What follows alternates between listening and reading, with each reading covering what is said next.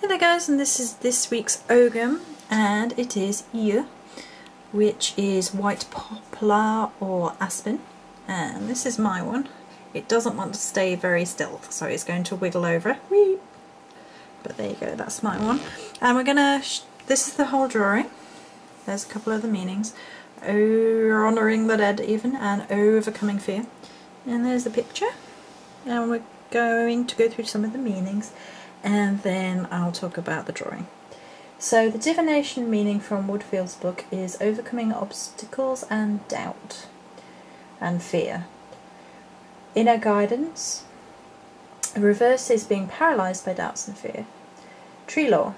Aspens have extensive root systems and grow to be 60 to 80 feet in height.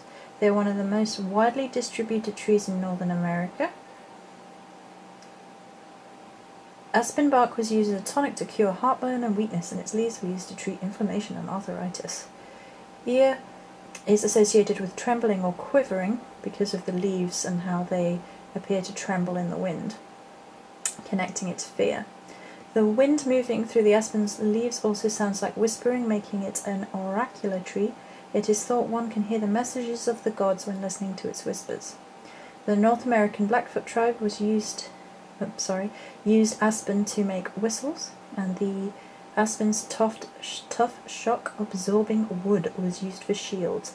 Therefore, this ogre can help shield us from our fears and doubts. Wreaths of aspen leaves have been found in burial sites, and the Greek hero Heracles wore a wreath of aspen when he made his journey into Hades, connecting this ogre to the underworld and the realm of the ancestors. It was thought that the top part of the aspen was dark because it was scorched by the fires of Hades, and the bottom of the leaf absorbed the hero's sweat and consequently turned silver. Used in banishing negative emotional magic and honouring the dead. So down here we have some gravestones for honouring the dead. Here we have a shield and a spear.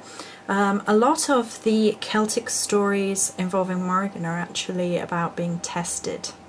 And so the idea of being tested and overcoming one's fears within that sort of ties into a lot of the warrior stories. So we sort of have a makeshift Celtic idea of a symbol. It's just a doodle that I did, but I wanted it to have that feel. And then a spear. And then some messages, a little scroll and little letters, as in messages from the god. So the top wants to be sort of looking quite fluid, quite in motion, and so we have wind chimes and a flag because they're symbolic of messages within the wind. So the flag is flapping in the wind, and the wind chimes making noises and making music, and music being, say, the voice of the gods in the wind. And then the sword being balanced on top. Sword is symbolic of air, the realm of intellect and things like that, as well as fear being on a knife edge, if you like. You can use it to overcome things, or it can destroy you, so it's a dual-edged thing, fear, as well as it being symbolic of heroes and overcoming trials. So think of Excalibur, for example, in Arthurian legend. And then we have, last not least, the differing colours of the leaf, as in one side and the other. 4 on each side, in each part of the stave. And as mentioned, you know, one side was supposed to be scorched by Hades and the other side was supposed to be turned silver by Heracles' sweat. So I liked the idea of having the balance of the lighter and the darker aspect of this, as well as the light and dark aspect of fear, that fear can help drive us to new heights, or it can destroy us if we let it.